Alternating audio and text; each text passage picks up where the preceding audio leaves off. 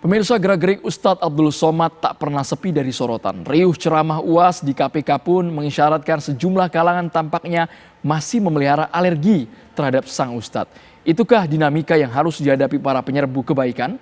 Inilah laporan utama, radikalisme persempit gerak pendakwah.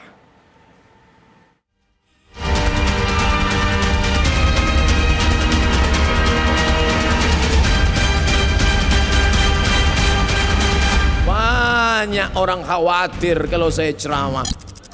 Kalau saya pergi ceramah, dihadang, gak boleh datang. Untuk apa? Menghadang saya itu untuk apa? Saya tidak mau.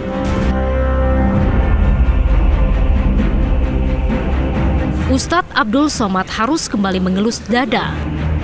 Untuk kesekian kali, seruan kebajikannya dipersoalkan. Inilah yang menyentil perasaan umat. Kalau seruan kebajikan saja dipersoalkan, lantas ajakan seperti apa yang dikehendaki? Kalaupun bukan karena seruannya, mengapa pula kehadiran Ustadz Somad harus dicurigai? Tak ayal dalih pimpinan KPK bahwa penceramah di lingkungan lembaga anti rasuah itu haruslah orang-orang yang netral pun dipertanyakan. Kita harus bisa membedakan antara dai itu, mana dai yang betul-betul dia melakukan upaya pencerdasan dan pemberdayaan umat. Kalau misalnya Kementerian Agama bisa mengidentifikasi ada dai yang melakukan hate speech, menjadikan mimbar-mimbar dakwah itu menjadi mimbar fitnah, mimbar riba yang memecah belah, maka tinggal itu aja yang itu aja yang diambil lalu diberikan pemahaman, tidak lalu digeneralisir.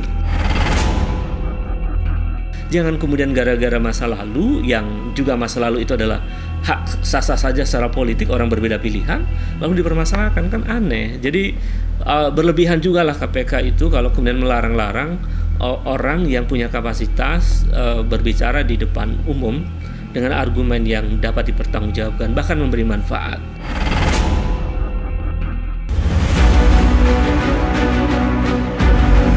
Menariknya, 2 hari usai ceramah UAS di KPK itu, Menteri Agama Fahrul Razi dikabarkan berencana mengerahkan 260.000 penceramah demi menangkal radikalisme. Ide itu konon merespon aksi bom bunuh diri di Polrestabes Medan beberapa hari sebelumnya. Namun adakah kaitan antara rencana pengerahan dai yang begitu masif dengan ceramah UAS di KPK tersebut? Langkah pemerintah itu pun disebut-sebut laksana sekali merengkuh dayung 2-3 pulau terlampaui.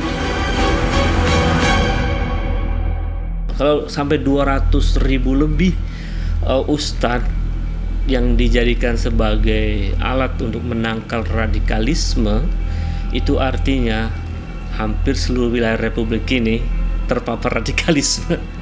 Meskipun negara boleh waspada dengan kelompok-kelompok radikal ya, tapi ini berlebihan. Beliau sebagai menteri barangkali ada punya mapping terhadap itu, tetapi saya tidak yakin bisa berhasil dengan baik. 5 tahun tidak cukup untuk bisa merubah pola pikir orang tentang beragama, itu sangat tidak mudah. Maka menginternalisasi nilai-nilai agama, pengalaman, nilai kebangsaan itu perlu waktu panjang memberikan kesadaran-kesadaran itu. Kalau Menteri Agama mau menurunkan tentang dai berapa ribu, 250.000 dai, ya itu haknya beliau untuk menurunkan demikian. Tapi dari yang sudah-sudah itu memang Menteri Agama punya statement besar-besar kayak geledek kenceng, tapi kadang-kadang enggak, kalau geledeknya kenceng itu tidak hujan. Lah, ya coba ini hujan apa tidak, atau benar-benar dilaksanakan atau tidak. Kalau dilaksanakan yaitu programnya pemerintah, silahkan saja, memang itu kewajibannya beliau.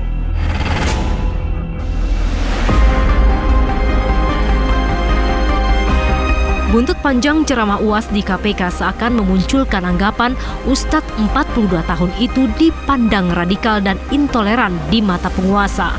Tapi, benarkah radikalisme tengah bersemayam di ayunan Ibu Pertiwi? Sebetulnya, betul nggak sih ada radikalisme di Indonesia itu?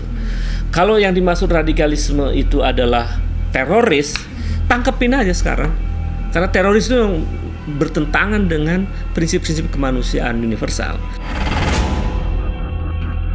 Kondisi saat ini bisa dilihat bersama bahwa memang sesungguhnya ada radikalisme. Faktanya bom juga meletus.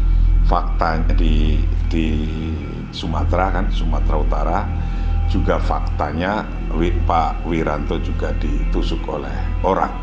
Yang semacam ini memang harus juga diwaspadai dan sudah ada lembaga yang menangani demikian.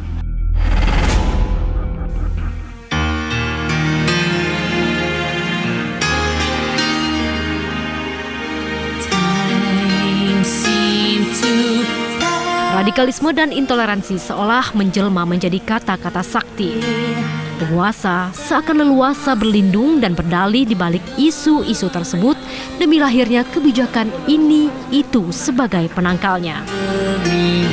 Padahal, apa dan siapa sesungguhnya radikalisme dan intoleransi yang dimaksud? Suara padu untuk itu pun masih ditunggu.